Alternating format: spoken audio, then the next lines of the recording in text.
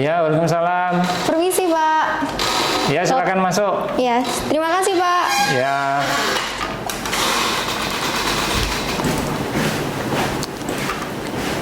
Ya, sini duduk dulu. Permisi ya, Pak. Intan Ratu ya? Iya. Ya, ini tadi pelajarannya siapa? Pelajarannya Pak Nurholis. Pak Nurholis, oke. Jadi tadi sudah saya WA untuk datang ke ruangan saya menemui saya ya. Iya. Terima kasih banyak sudah berkenan menemui Pak Sigit siang hari ini. Sudah izin Pak Nurholis? Sudah, saya sudah izin ya. Jadi sudah tahu kenapa Pak Sigit panggil Ratu ke sini? Saya belum tahu, Pak. Belum tahu ya. Ya, jadi waktu kemarin Pak Sigit ngajar di kelas itu kan saya melihat dan memantau teman-teman satu kelas begitu. Saya melihat siapa sih anak yang aktif, siapa anak yang pasif, itu saya pantau semuanya. Nah, kebetulan saya lihat Intan Ratu itu di kelas cenderung menyendiri anaknya. Tempat duduknya juga sendirian ya? Iya. Nah, tempat duduknya sendirian, anaknya cenderung menyendiri, terus pasif juga waktu pelajaran saya, terus semacam lemes begitu kalau di kelas. Iya. Nah, ini hasil pengamatan saya, makanya saya perlu klarifikasi ke Ratu, apa benar seperti itu? Iya, Pak, benar. Benar seperti itu ya? Iya. Apa yang kamu rasakan kalau di kelas? Rasanya kayak tertekan gitu, Pak. Kayak banyak teman-teman itu kayak ya nggak ada yang mau temenan sama saya. Oh gitu, jadi Iya. tertekan begitu ya, semacam stres juga? Ya termasuk. Tertekan, stres gara-gara nggak mau teman-temannya nggak mau temenan sama Ratu Iya. begitu. Itu ganggu pembelajaran nggak sih? Ya ganggu juga, Pak, menurut saya. Ganggu juga ya. Iya. Oke. Nah, makanya saya perlunya panggil Ratu dalam rangka untuk itu. Ternyata hasil pengamatan saya ke Ratu benar seperti itu ya di kelas Iya, ya. Pak. Ya. Jadi itulah kenapa Pak Sigit panggil Ratu ke sini begitu. Berarti memang posisinya dalam pembelajaran belum bisa maksimal karena merasa ini ya, terganggu juga ya. Teman-teman tidak ada yang mau temenan ya. Apa sih yang Ratu rasakan ketika di kelas? Rasanya tuh kayak nggak nyaman juga, Pak, waktu itu. Kayak gimana saya tuh nggak bisa mikir, apalagi kalau misalnya dapat tugas untuk berkelompok gitu, jadi susah juga untuk saya bersosialisasi sama mereka. Susah bersosial ya. Iya, sudah susah. pernah nyoba? Sudah pernah, tapi teman-teman kayak mandang saya aneh gitu. Oh gitu, mandang Iya. aneh ya. Berarti semacam tidak semangat, semacam lemes, semacam tidak ada sesuatu yang menjadi tujuan ya ketika belajar di. Terus sekarang kondisi perasaan Ratu pasti kan sedikit apa ya, down begitu ya. Iya. Nah, kondisi down itu kalau Pak Sigit pengen tahu dari 1 sampai 10 nih, kalau 1 itu kamu yang paling down banget, 10 itu yang paling semangat, sekarang kondisi kamu berada di angka berapa? Saya ada di angka 2, Pak. Angka 2. Angka 2 ya. Iya. Berarti sedikit rendah ya berarti iya, ya, rendah. sedikit kurang semangat, sedikit itu ya. Iya. Baik, jadi berarti perlunya Pak Sigit untuk memberikan konseling. Jadi konseling itu adalah proses antara konselor Pak Sigit dan kamu sebagai konseli. Prosesnya itu namanya konseling ya. Dan konseling itu dilakukan oleh profesional di bidangnya. Jadi tidak semua orang bisa seperti itu. Terus kemudian apa sih harapan dari Ratu terkait masalah Ratu itu pengennya seperti apa sih? Kalau saya boleh cerita dari awal, waktu kan saya belum lama juga di SMK 10. Waktu MPLS juga gitu, karena mereka cenderung untuk pilih-pilih teman, apalagi pas waktu masuk banyak circle dalam circle gitu maksudnya. Terus mereka itu juga cenderung memilih-milih teman, yang pintar itu ditemenin, yang nggak pintar ya dijauhin, dibiarin. Terkadang kalau misalnya kesusahan pas ada tugas kelompok itu Pak, jadi saya itu pasti dapat yang sisa-sisa gitu loh. Iya, mereka gitu. cenderung memilih ya udah yang itu kelompok-kelompoknya mereka. Jadi dalam hal belajar itu juga berpengaruh gitu buat saya. Jadi kayak saya nggak bisa menyesuaikan, apalagi guru-gurunya juga kurang peka kalau soal apa itu untuk terhadap siswanya. Siswanya begitu. Gimana? Terus harapan saya bisa dapat teman, terus dapat bersosialisasi, beradaptasi gitu Pak. Dapat teman begitu ya? Iya, nggak susah lagi buat beradaptasi, juga buat punya teman. Terus belajar saya juga semakin meningkat, nggak berantakan. Gitu. Oke. Baik Pak Sigit tangkap permasalahan dari Ratu. Jadi teman-teman itu memilih circle begitu ya. Dia buat circle padahal mungkin satu kelas. Terus dia membuat circle dan memilih yang pinter-pinter ya. Akhirnya Ratu hanya dapat kelompok yang sisa-sisa begitu. Terus selama ini apa yang sudah pernah Ratu coba pendekatannya ke teman-teman, sudah seperti apa yang sudah Ratu lakukan? Seperti membuktikan kayak jadi anak yang aktif di kelas. Tetapi yang saya dapatkan itu malah cenderung berbeda. Mereka cenderung sinis dan suka ngomongin di belakang. Oh gitu, sudah pernah tapi sinis mereka ya. Sinis. Terus makin parah itu Pak. Parahnya itu mereka itu ngajak untuk nggak suka sama saya. Oh, ada yang seperti itu juga ya? Iya, ada yang seperti itu. Akhirnya yang mungkin netral menjadi nggak suka. Iya. Terus ya saya coba berbagai lagi, kayak misalnya saya pendekatan, tiba-tiba saya menyesuaikan biasanya yang kalau mereka berkumpul itu saya menyesuaikan topik apa sih yang mereka bahas di situ.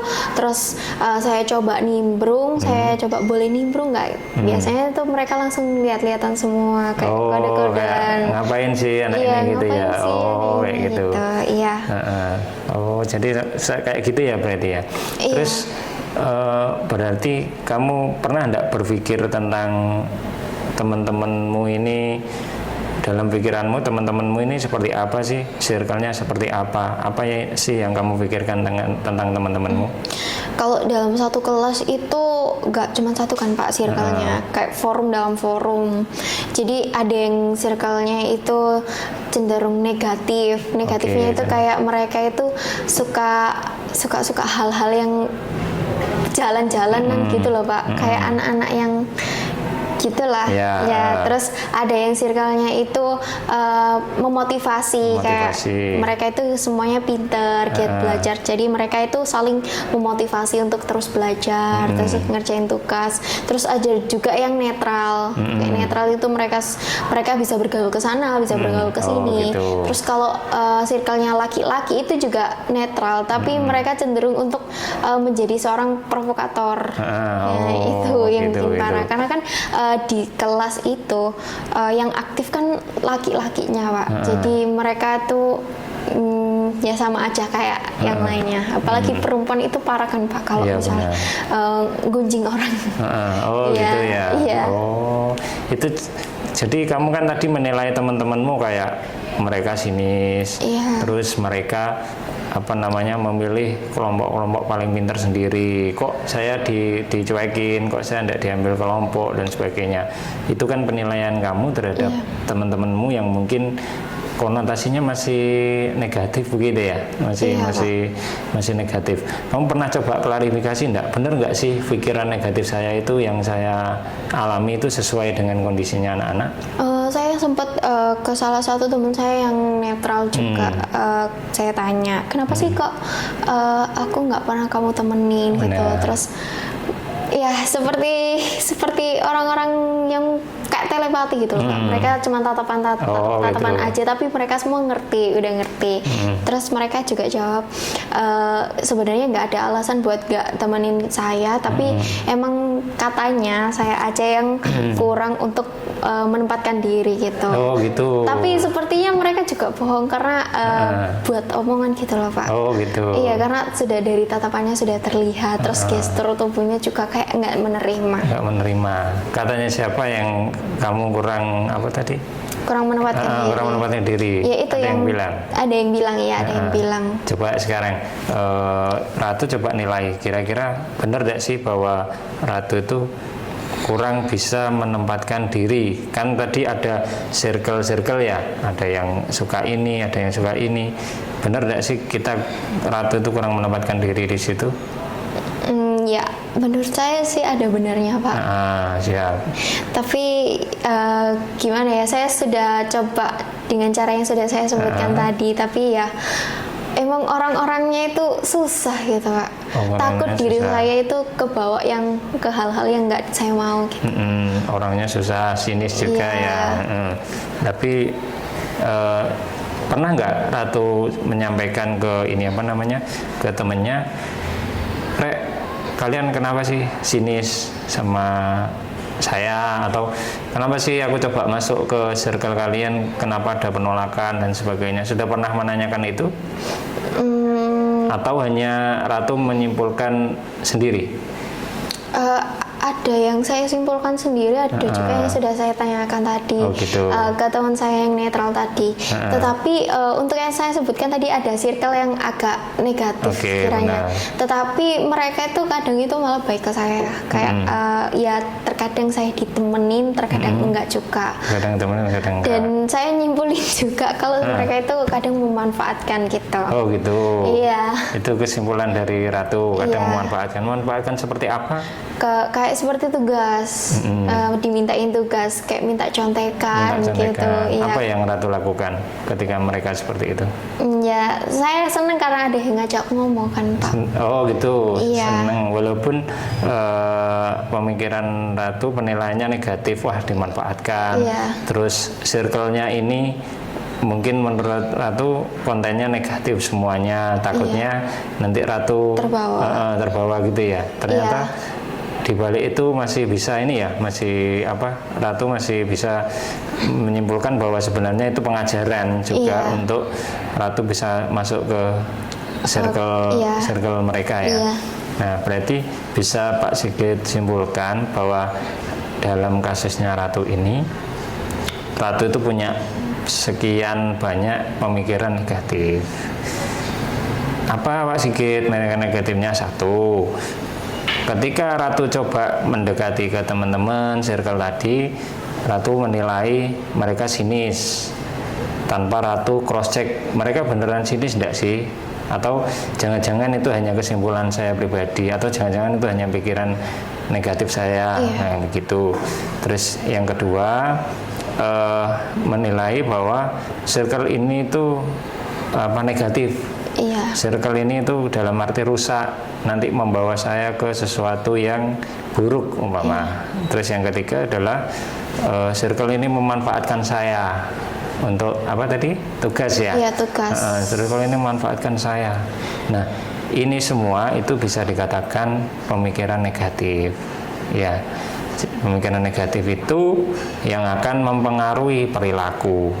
Apa? Tadi Ratu menjelaskan bahwa perilakunya apa? Akhirnya mau mendekati takut nanti di sini lagi ya, mau masuk, mau ke arah lingkungan negatif takutnya nanti kamu yang ikut ke arusnya mereka, ya toh? Nah, ini akhirnya pemikiran negatif Ratu mempengaruhi perilaku juga. Nah, sekarang coba dipikir ya. Yang pertama tadi sinis. Menurut Ratu ini benar tidak sih bahwa mereka itu benar-benar sinis, atau jangan-jangan apa mereka pada waktu itu lagi ada masalah sehingga Ratu momennya nggak tepat untuk gabung ke circle itu sehingga kesannya kok sinis. Jangan-jangan di lain waktu pas mereka lagi momennya moodnya bagus, mereka sedang tidak ada masalah, jangan-jangan ratu diterima di situ. Nah, terus yang kedua terkait itu tadi circle negatif, apa iya circle itu mengajari negatif semuanya? Apa iya circle itu selalu melakukan hal-hal negatif? Kan belum tentu juga. Jadi sudah muncul pikiran positif ya.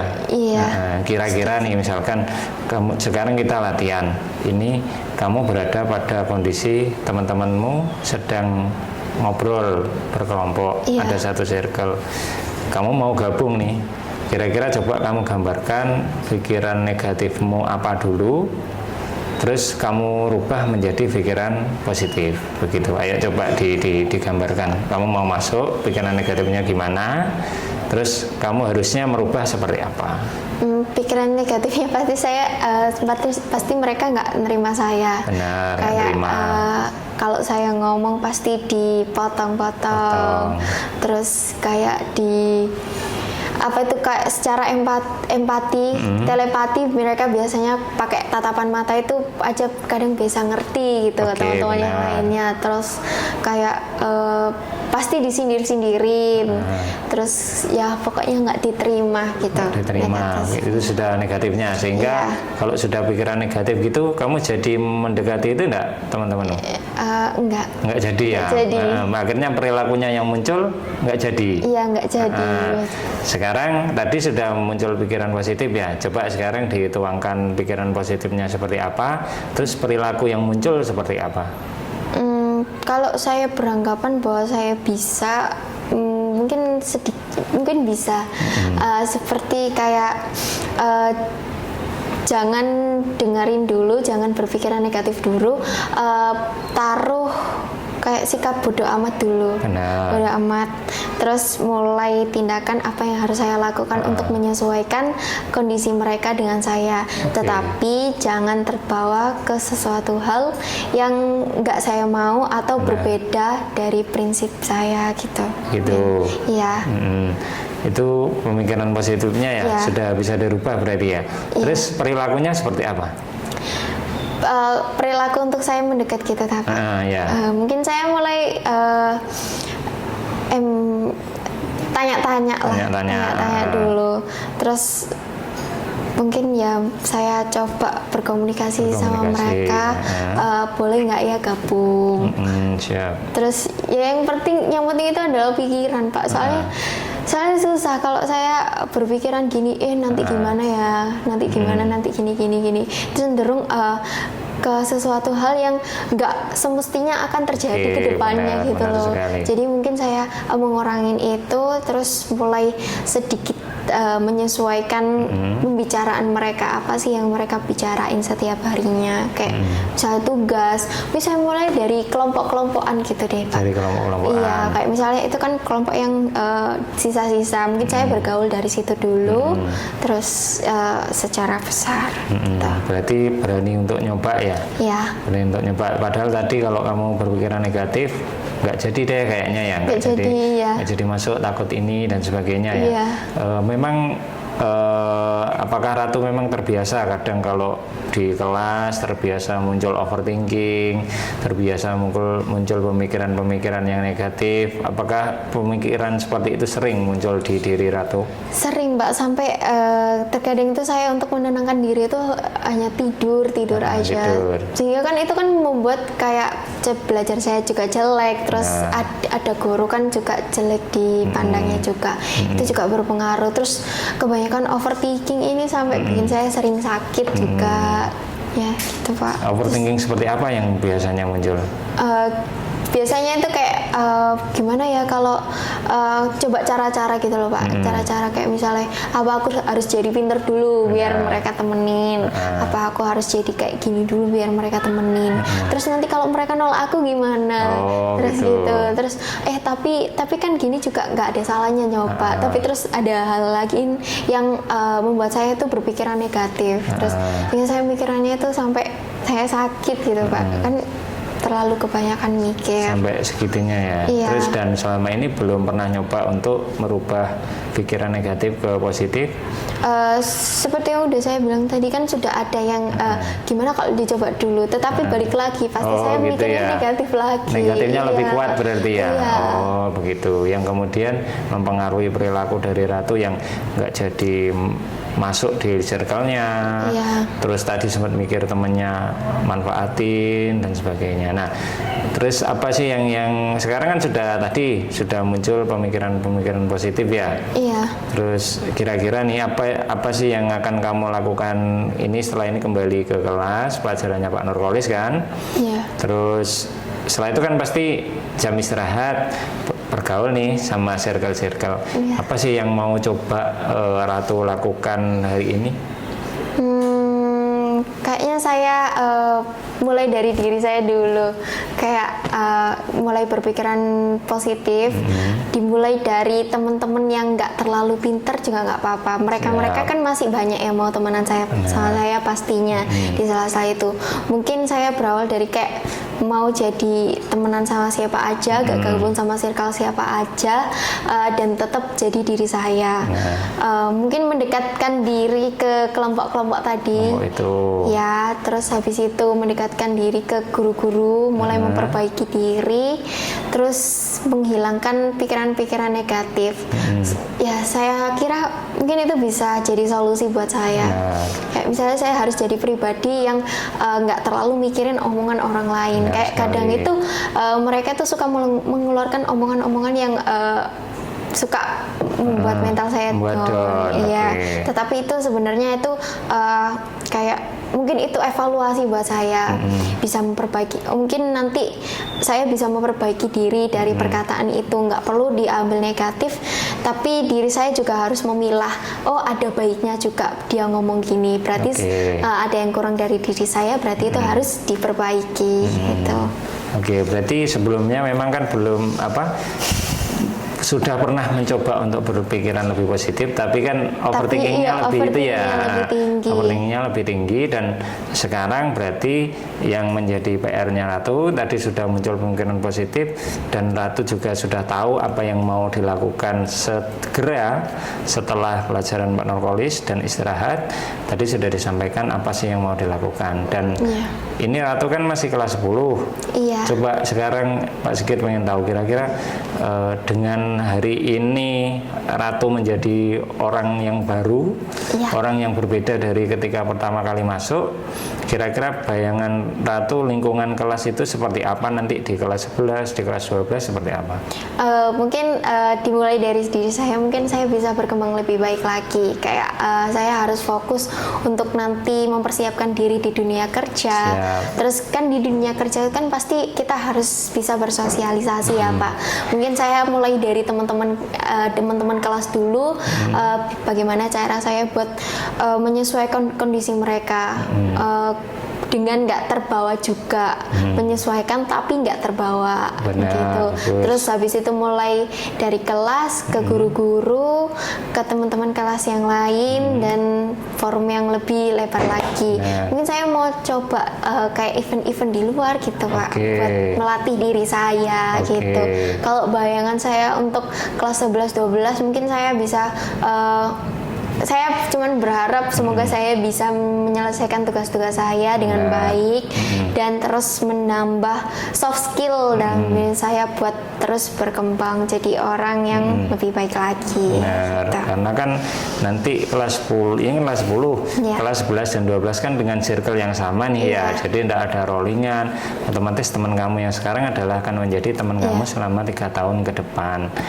Nah, ketika kamu mau untuk belajar, tadi disampaikan kamu juga sudah membayangkan bahwa ini nanti pelatihan untuk kerja dengan circle-circle yang baru. Wah, saya yakin itu akan, kalau kamu bisa menerapkannya, berkomitmen terhadap apa yang kamu katakan tadi, itu saya yakin akan menjadi yang sesuatu yang lebih luar biasa begitu. Iya Pak.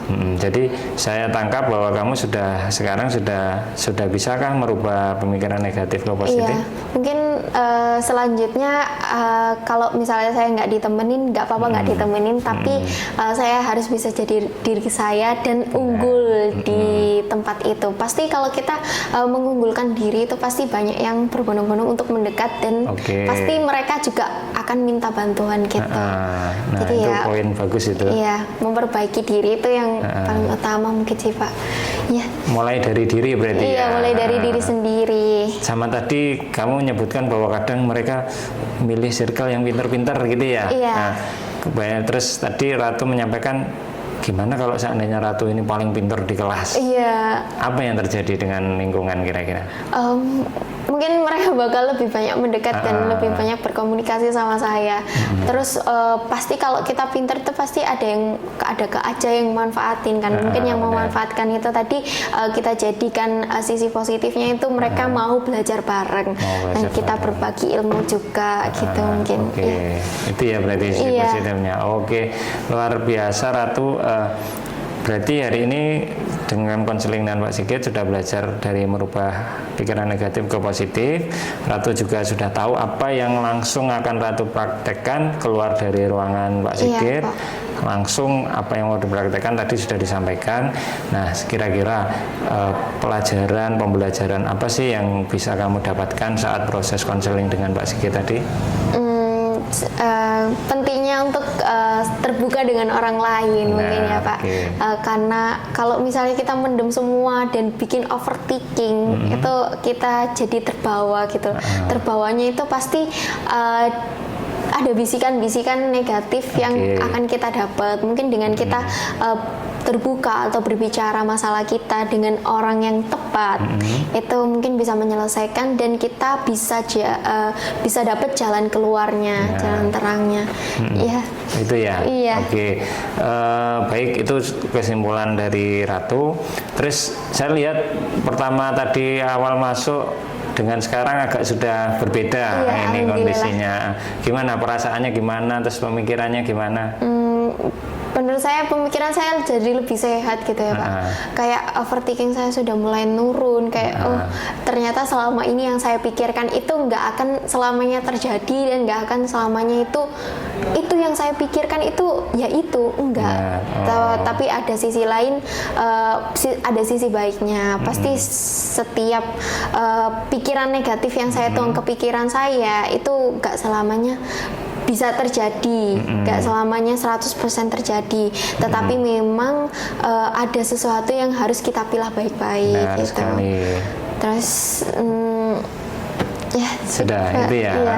Nah tadi kalau bicara skala ya tadi saya Pak Sigit suruh kalau paling sedih, paling down itu kan dari angka 1 sampai 10. Tadi masih ingat di angka berapa tadi? Tadi di angka 2. Angka 2 ya. Nah, tadi di angka 2 ya. Nah, terus kalau Ratu secara sekarang bisa menilai diri di angka berapa nih sekarang? Naik sih. Di angka 6. Di angka 6 ya. Ya. Di angka 6 berarti naik ya. Nah, ini yang sebenarnya diharapkan. Jadi proses konseling sendiri itu harapannya apa yang menjadi kegelisahan dari Ratu itu bisa berprogres ke nilai yang paling tinggi. Tadi ke angka 6 dan itu terbukti Ratu sudah lebih bisa berpikiran positif, lebih punya semangat untuk balik lagi ke kelas kan begitu setelah ini. Oke, mungkin itu sebelum ditutup, apakah ada pertanyaan? Saya mau sedikit itu Pak bilang, apakah kalau misalnya saya kan pernah baca buku, itu seni bersikap bodoh amat, itu menurut Bapak itu gimana? Karena kadang karena bodoh amat terhadap sesuatu hal itu kadang membuat kita lalai, terus kadang membuat kita sedikit malas, malah saya merasa gitu. Tapi menurut Bapak gimana? Oh gitu. Jadi kalau bodoh amat, cuek itu sebenarnya tergantung konteksnya. Jadi tidak semua event, semua momen, semua peristiwa kalau kita terapkan cuek itu bagus, itu tidak semua momen, tergantung. Contoh, misalkan nih Ratu nanti jadi seorang pemimpin, terus kemudian Ratu punya program bagus. Nah, banyak nih anggotanya Ratu ini yang seakan-akan pengen menjatuhkan Ratu dengan wah itu programnya jelek, wah itu programnya nggak akan bermanfaat. Padahal mereka tujuannya menjatuhkan. Karena mungkin mereka iri Ratu berada di pimpinan tadi. Wah itu program itu nggak akan jalan, Ratu nggak akan sanggup. Nah ini baru tepat dipakai itu tadi. Bodoh amat, cuek. Karena apa? Karena kita memilih program itu sudah bagus, sudah melalui rapat, kita butuh dukungan. Kamu mau suka nggak suka, selama ini kegiatan positif dan bagus untuk semua, ya kita harus maju. Karena kalau kita ikuti mereka, otomatis kamu nggak akan jalan. Oh ya udah wes, nggak ada yang support. Nah, seni bodoh amatnya boleh diterapkan di situ. Tetapi balik lagi, ketika itu di kelas, ada teman kamu yang punya tiba-tiba nangis, mungkin putus dari pacarnya, mungkin ada orang tuanya sakit, tanpa dia cerita, kita nggak boleh bodoh amat nih. Kita harus proaktif untuk mendekati, bertanya, "Loh kamu kenapa?" Oh bodoh amat dong, itu masalahnya dia, kenapa saya nah ini kan tidak boleh diterapkan sini. Jadi kalau Pak Sigit tergantung momennya dulu. Ada saatnya momen bodoh amat cuek itu boleh kita terapkan dalam momen tertentu, dalam hal positif. Ada kalanya kita nggak boleh menerapkan itu. Misalkan teman-teman Ratu sakit, sudah ngapain saya harus jenguk-jenguk, bodoh amat urusan dia kan gitu. Nah jadi itu juga nggak boleh. Jadi tempatkan di mana kamu berada, maka di situ prinsip bodoh amat berlaku di situ. Jadi jangan sampai salah, karena khawatirnya nanti kamu dikira wah anak ini egois, anak ini cuek. Nah kayak gitu. Nah juga nantinya kan kalau misalnya saya mau memperbaiki diri, itu kan pasti dalam satu kelas itu kalau saya mengunggulkan diri, proses mengunggulkan diri, pasti ada yang nggak suka sama saya. Itu berarti saya harus nerapin rasa bodoh amat itu tadi. Benar, bagus. Jadi saya nggak terlalu, jadi saya nggak terlalu mikirin mereka yang nggak suka, tapi saya harus fokus ke mereka yang mendukung saya gitu. Benar sekali. Karena prinsipnya yang harus diterapkan adalah kita tidak bisa membahagiakan semua orang. Misal Ratu nih semester depan jadi ketua kelas, kamu punya kebijakan bagus, teman-teman ini kelas ini mau saya desain seperti ini supaya kita nyaman.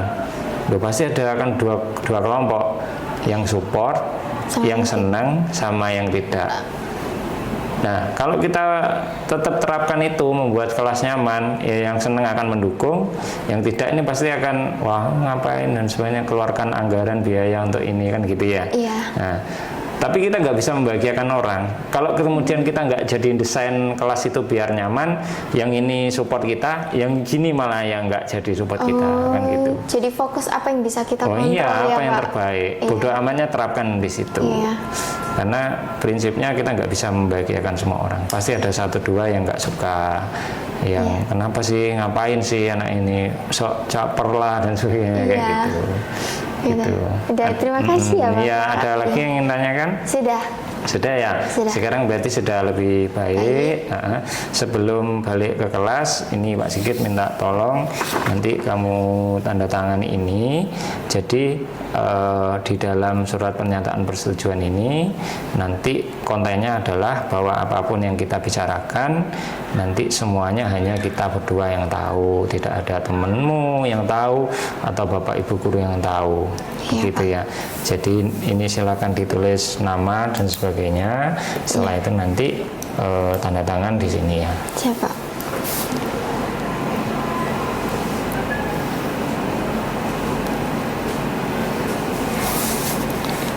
Ini ya, saya tanda tangan. Ya, tanda tangan di situ.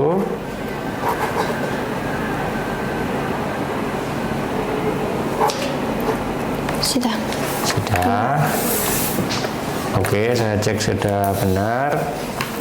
Oke, dari situ semoga nanti ketika Pak Sigit masuk di pembelajaran ke depan, saya melihat Ratu juga sudah menjadi Ratu yang berbeda dari yang tadi atau sebelumnya Pak Sigit temui.